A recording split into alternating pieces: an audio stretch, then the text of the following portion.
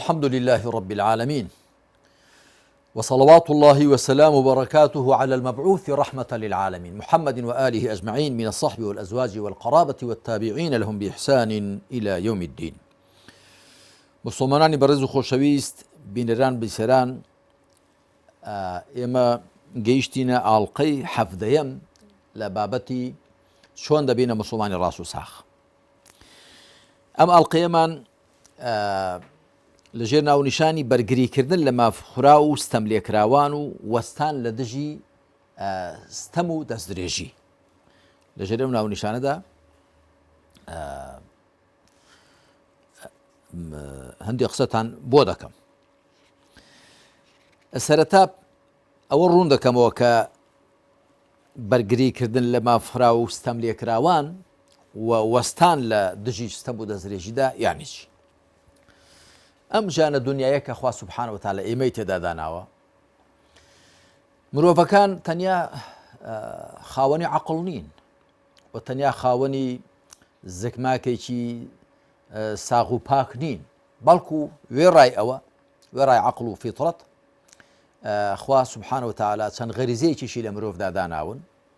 کە پەلکێشی دەکەن بەرەو ئارەزوەکان، پەلکێشی دەکەن بەرەو بەزەویە و نووسان. وەکو چۆن عەقڵ و فیترەت ئەگەر تێک نەدرابن و تێک نەچووبن، خاوەنەکەیان هان دەدەن بۆ لە خوا نزیک بوونەوە و بەرەو بەرزی چوون. بۆیە ئەم ژیانە دنیاییە هەمیشە کەسانێکی تێدا بوون کە شوێن ئارەزوەکانیان دەکەون، شوێن شەیطان و نەفس و ئارەزوو دەکەون، وەخوای پەروەردگار شەیطانیشی وەچەی شەیطانیشی لەسەر زەویدا داناوە تاکو بە یەکدیمان تاقیب کاتەوە. هیچێک دەپرسێ خوا حیکمەتی چێ شەیطانی داناوە لێمان گەڕابە جا ئەو کاتە ژیانی دنیا بەهەش دەبوو. نا، خوا ژیانی دنیای دانا ئێمەتیە تاقیب بکرێنەوە، کە تاقیب بکرێنەوە دەبێ هەم نەفسێکمان هەبێ وەکو چۆن ئەگەر پاچی کەین و چاچی کەین بەرەو خوامان هان دەدا، بەرەو تەقوا، ئەگەر لێشی گەڕین بەرەو فجور و تاوانکاریمان دەبە. هەروەها دەبێت شەیطانێکیش هەبێ لە بەرامبەر فریشتانێکدا کە ئیلهامی خەیرمان بۆ دەکەن، دەبێت شەیطانانێکیش هەبن خوتخوتە و خەیاڵی خراپمان بۆ بکەن. ئینا جەعەلنا الشەیاطینە ئەولیاء للذینە لا یؤمنون. ئێمە شەیطانەکانمان کردن بە دۆست و خۆشەویستی ئەوانەی کە بڕوا ناهێنن، هەر وەکو چۆن فریشتەکانیش لەگەڵ ئیمانداراندان.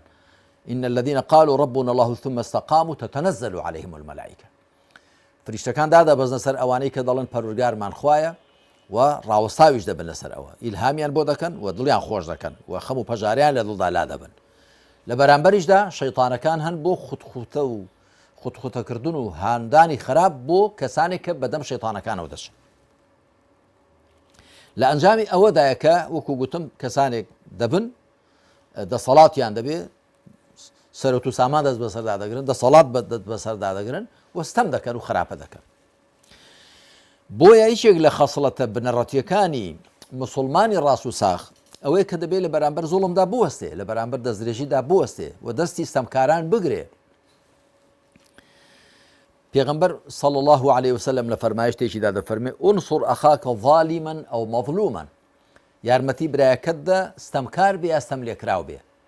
ئەمە لە صحیح بوخاری مسلمدا هاتووە. هاوڵان پیان سەیر بوو، گوتیان ئەی پێغەمبەری خوا صلی الله عليه وسلم ئەگەر ستەم لێکراو بێ دەزانین یارمەتی بدەین نێڵین ستەمی لێ بکرێ، بەڵام ئەگەر ستەمکار بێ چۆن یارمەتی بدەین؟ فەرمووی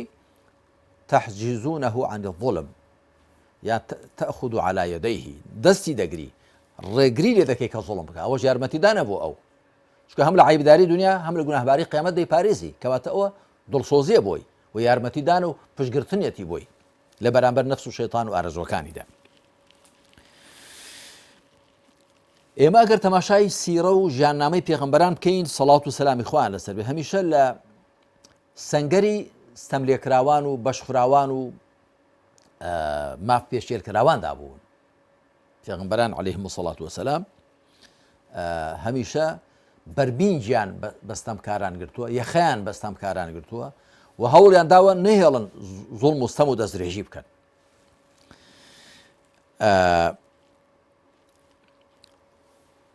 بۆیە ئێمە بە ڕاوەستان لە بەرامبەری زوڵم و ستەم و دەستدرێژیدا و هاوکاریکردنی ستەم لێکراوان و ماف پێشێرکراوان و مافراوان بەوە دەچینە نێو کاروانی پێغەمبەرانەوە سەڵات و سەلامی خوان لەسەر کەسانێک وا دەزانن کە مسلمانێک کە چوار قسەی حەق دەکا دیفاع لە خەڵکی مەزلوم دەکا دیفاع لە خەڵکی ڕەشوڕوود دەکا و قسە بە ستەمکاران دەڵێ سەرزەنشتیان دەکا وا دەزانێت کە تەماعی لە کورسی ڕزیوەکەیاندا هەیە نەخێر وەکو ئەرکێکی شەرعی ئەلبەتە من ناڵێم هەموو کەس بەڵام ئەوەی بەڕاستی مسلمان بێ وەکو ئەرکێکی شەرعی دیفاع لە مەزلوم دەکا و لە بەرامبەری زاڵمدا ڕادەوەستێ چونکە خوا وای فەرمووە و چونکە پێغەمبەران عەلەیهیم السەڵات وسەلام وایان کردووە و لە ڕاستیدا ئەوەش حەقە و ڕاستە و ئەوەش بەرژەوەندی هەموو لایەکی تێدایە بەرژەوەندی ستەمکارەکەشی تێدایە لەو ڕۆکەنەی هەڵن زۆڵم و ستەمکا بۆی زیاتر عەیبدار نەبێ و گوناهبار نەبێ بۆیە خوا سبحانه وتعالى سورة النساء آيات 75 دەفەرمێ وما لكم لا تقاتلون في سبيل الله والمستضعفين من الرجال والنساء والولدان الذين يقولون ربنا أخرجنا من هذه القرية الظالم أهلها واجعل لنا من لدنك وليا واجعل لنا من لدنك نصيرا خوا سبحانه وتعالى بەسەرزەنشتکردنەوە بەڕەخنە لێگرتنەوە دەفەرمێ وما لكم لا تقاتلون في سبيل الله والمستضعفين ئەوە چیتانە لە پێناوی خوا و لە پێناوی چەوسێنراوەندا تێناکۆشن جەنگ ناکەن چێ من الرجال والنساء والولدان لە پیاوان و لە ئافرەتان لە منداڵان کە دەڵێن چی الذين يقولون ربنا أخرجنا من هذه القرية الظالم أهلها پەروەردگارمان لەم وڵات و ئاوەدانیە کە خەڵکەکەی ستەمکارە واتەوانەیە کە حکمڕانن تێدا ستەمکارن دەربازمان کە واجعل لنا من لدنك وليا واجعل لنا من لدنك نصيرا لەلایەن خۆتەوە سەرپەرشتیارێک و لەلایەن خۆتەوە یارمەتیدەر و هاوکارێکمان بۆ بڕەسێنەکە دەربازمان کە لەم دۆخە کە تێکەوتوین کە خەڵکێک حکمڕانی ئەم شار و وڵات و ئاوەدانیان کە ستەم دەکەن هەروەها لە سوورەتی ئەلبەقەرەدا لە ئایەتی ژمارە 270 خوا دەفەرمێ لا تظلمون ولا تظلمون لە سیاقێکدا کە باسی سودخۆری و ڕیباخۆری دەکا دەفەرمێ لا تظلمون ولا تظلمون فإن تبتم فلكم رؤوس أموالكم ئەگە گەڕانەوە سەرمایەکانی خۆتان دەسمایەکانتان بۆ خۆتان بەڵام بەبێ زیادە لا تظلمون ولا تظلمون نەزوڵم بکەن کە زیاد لە دەسمای و سەرمایەکە وەربگرن بە ڕیبا و بەسوود ولا تظلمون زوڵمیشتان لێ نەکرێت کە دەسمایەکەشتان بفەوتێ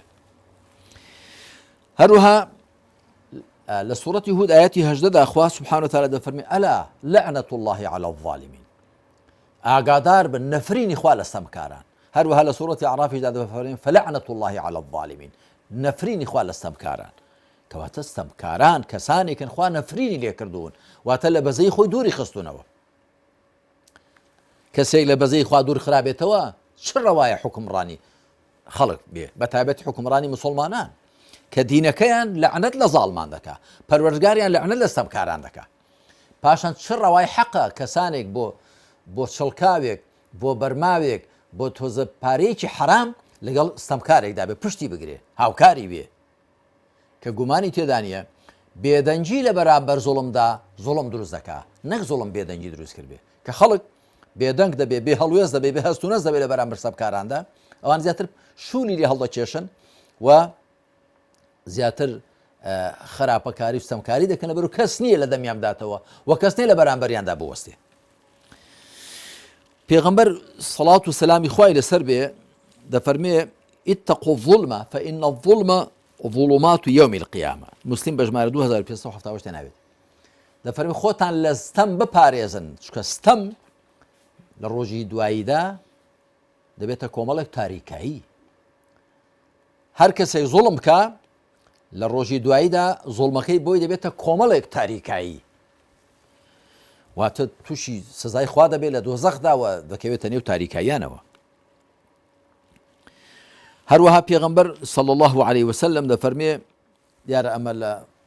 وتارێکدا کە لە حەجی ماڵ ئاواییدا فەرمووی دەفەرمێ فإن دماءكم وأموالكم وأعراضكم حرام عليكم كحرمة يومكم هذا في بلدكم هذا في شهركم هذا ئەمە بوخاری بەژمارە 4406 مسلیم بەژمارە 1970 هێناویانە پێغەمبەر صلی الله عليه وسلم دەفەرمێ دڵنیابن خوێنتان ماڵ و سامانتان ئابڕوو کەڕامەتتان لەسەرتان قەدەغەیە وەکو قەدەغەبوونی ئەمڕۆتان لەم وڵاتۆتاندا لەم مانگەتاندا. واتە مسلمان لە بەرامبەر برا خوشکانی مسلمانیدا دەبێ خوێنیان ماڵ و سامانیان ئابڕوو کەڕامەتیان بە قەدەغە بزانێ.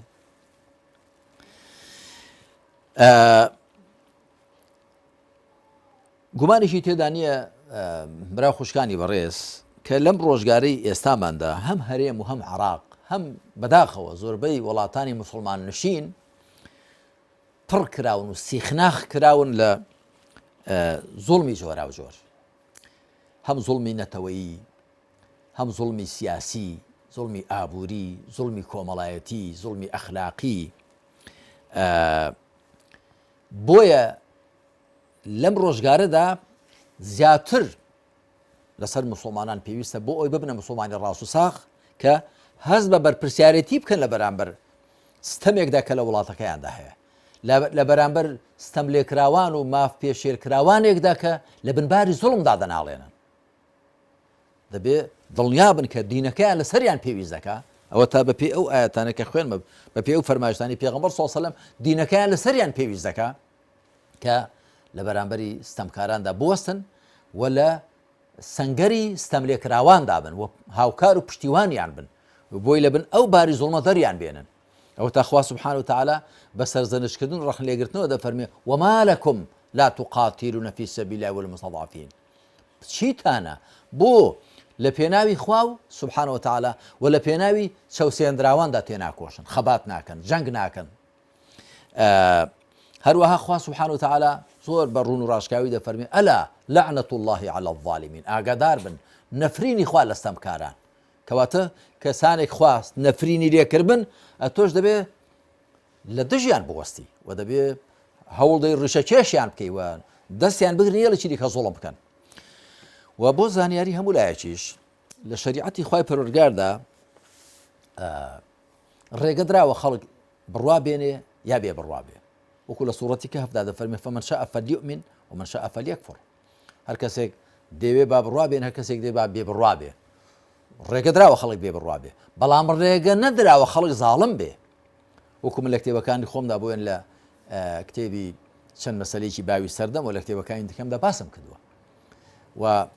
بەو بۆنەیە باسی دوڵقەرنەینم کردووە کە دوڵقەرنەین کاتێک دەگاتە ئەو شوێنەی کە ڕۆژی لێ ئاوا بووە فەلەما بەلەغە مەغریبە شەمسی وەجەدەها بینی کە خۆر ئاوا دەبێ تەغڕب فی عین حەمیئە ووەجەدە عندها قەومە.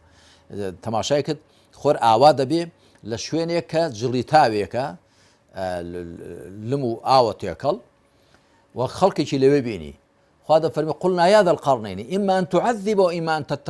تتخذ فيهم حسنا. گوتمان ئەی دوڵقەڕنین تۆ دەست کراوەیە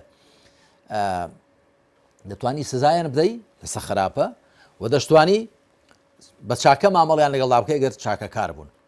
قال أما من ظلم فسوف نعذبه ثم يرد إلى ربه فيعذب عذابا نكرا. قال أما من آمن وعمل صالحا فله جزاء الحسنى وسنقول له من أمرنا يسرا. وأما من آمن وعمل صالحا. ذو القرنين كتي کەسێک خراپە بکە ئەستەم بکە ئێمە سزای دەدەین دوایش دەگەڕێتەوە بۆ دەجێڕنەوە بەلای پەروەردگاری خراپترین سزای دەدە. بەڵام کەسێک ئیمان بێنێ و کردەوەی چاک بکە ئێمە قسەی باشی لەگەڵ دەکەین و پاداشتی هەرە باشیشی هەیە. کەواتە ذوڵقەرنەین کە خوا مەتحی دەکا و ستایشی دەکا سیاسەتەکەی وا بووە کە ڕێگەی داوە خەڵک بێ بڕوا بێ، بەڵام ڕێی نەداوە خەڵک زاڵم بێ. چونکە کە ڕێدرا بە زوڵم ئەگەر ڕێدرا خەڵک زوڵم بکە معناوە کۆمەلگا دابەشێ بۆ زاڵم مەزڵوم بە زوڵم کۆمەلگا تێک دەچێت، شیرازی کۆمەلگا تێک دەچێت. بەڵام بە کوفر و ئیمان خەڵک دەتوانێت پێکەوە بژین. بۆی زانانی سام گوتویانە قەد یەدوم المولک مع الكفر ولا يدوم مع الظلم. حکمڕانی بە کوفرەوە بەردەوام دەبێ وەکو وڵاتانی کافر دەبین و کافرستان دەبینی، بەڵام بە زوڵم بەردەوام نابێ وەکو مسلمانۆچکەی خراپ و حکمڕانانی خۆ بە مسلمانزان دەبینی هەر ڕۆژە ئینقیلاب و کودەتا بەسەرەکەی چیاندا دەکرێ و سەرنخوون دەکرێ. کەواتە زوڵم کۆمەلگا تێک دەدا، زوڵم شیرازەی کۆمەلگا دەشێوێنێ و بۆیە پێویستە ئێمەش لە خزمەت ئاەتەکانی خوا دابین، لە خزمەت فەرمایشتەکانی پێغەمبەر دابین عەلەیهی سەڵات وەسەلام و لەگەڵ مەزڵوماندا بین و دژی زوڵم و سەب و خراپەکاری بین نەک لە ڕووی حقد و بغزەوە بەڵکو لەو ڕۆک و ئەرکێکی شەرعی ئەو خەصڵەتە لە خۆماندا بێنینە دی لێرجا کۆتایی بە ماڵقەیەمان دێنین و صلی الله على محمد وعلى آله وصحبه أجمعين والحمد لله رب العالمين.